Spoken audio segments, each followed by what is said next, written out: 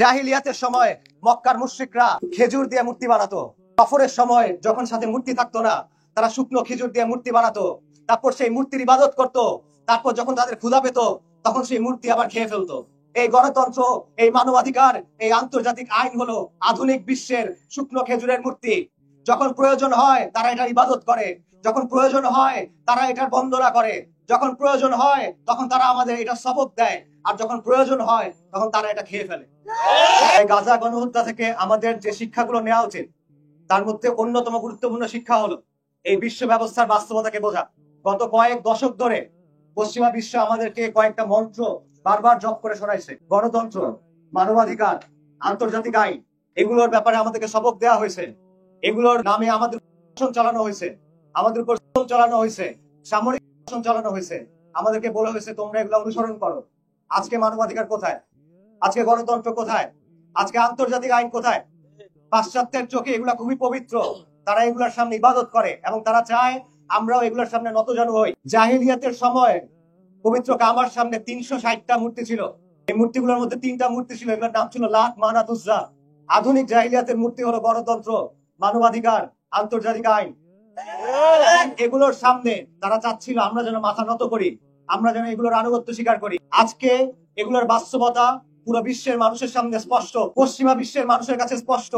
মানুষ বুঝতে পারছে যে যেভাবে মাটির তৈরি মূর্তি প্রাণহীন, যেভাবে মাটির তৈরি মূর্তি কোন প্রতিশ্রুতি রক্ষা করতে পারে না, সেভাবে আন্তর্জাতিক আইন, গণতন্ত্র, মানবাধিকার, এই মূর্তিগুলো কোন প্রতিশ্রুতি পালন করতে পারে না। এগুলা নিষ্প্রাণ, এগুলা নিষ্ক্রিয়। আন্তর্জাতিক আইনের কথা চিন্তা করেন। এই আইনের দোহাই দিয়ে বিশ্বের উপর জুলুম করা হয়েছে, স্যাংশন দেওয়া হয়েছে। আপনারা জানেন 90-এর দশকে ইরাকের উপর স্যাংশন দেওয়া হয়েছিল, সেখানে মিলিয়ন্স অফ পিপল মারা গেছিল, কয়েক লক্ষ শিশু সেখানে মারা গেছিল। সেই আন্তর্জাতিক আইন আজকে কোথায়? আন্তর্জাতিক আইন ভঙ্গ করতেছে না? কোনো কিছুই তো হয় নাই, কারণ এই আন্তর্জাতিক আইনের কোনো বাস্তবতা নাই। মানবাধিকারের কথা চিন্তা করেন। গাজাতে কোন মানবাধিকার লঙ্ঘন হওয়া বাকি আছে? কোন মানবাধিকার সেখানে লঙ্ঘন হওয়া বাকি আছে? বুশ যখন আফগানিস্তানে আক্রমণ করছিল, সে বলছিল আমরা আফগানিস্তানের নারীদের মানবাধিকার রক্ষা করতে চাই। গাজার মুসলিমদের মানবাধিকার কোথায়? গাজার নারীদের মানবাধিকার কোথায়? গাজার শিশুদের মানবাধিকার কোথায়? গাজার বৃদ্ধদের মানবাধিকার কোথায়? এই মানবাধিকার কোনো বাস্তবতা নাই।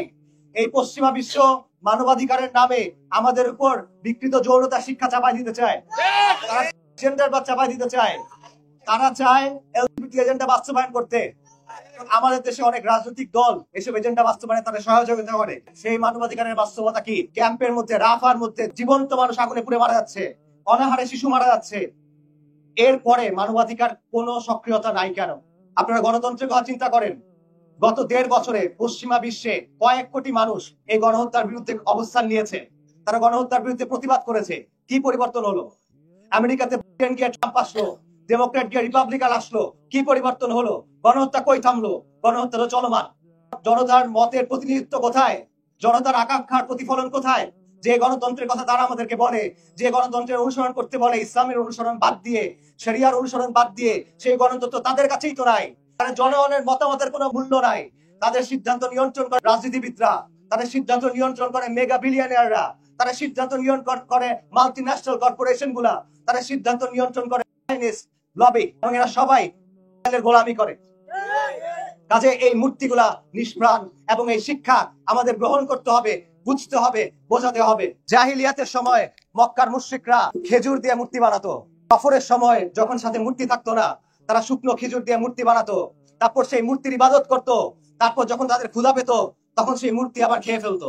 এই গণতন্ত্র, এই মানবাধিকার, এই আন্তর্জাতিক আইন হলো আধুনিক বিশ্বের শুকনো খেজুরের মূর্তি।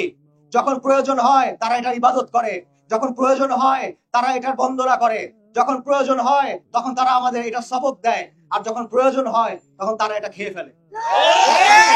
আমরা গাজার মধ্যে দেখতেছি।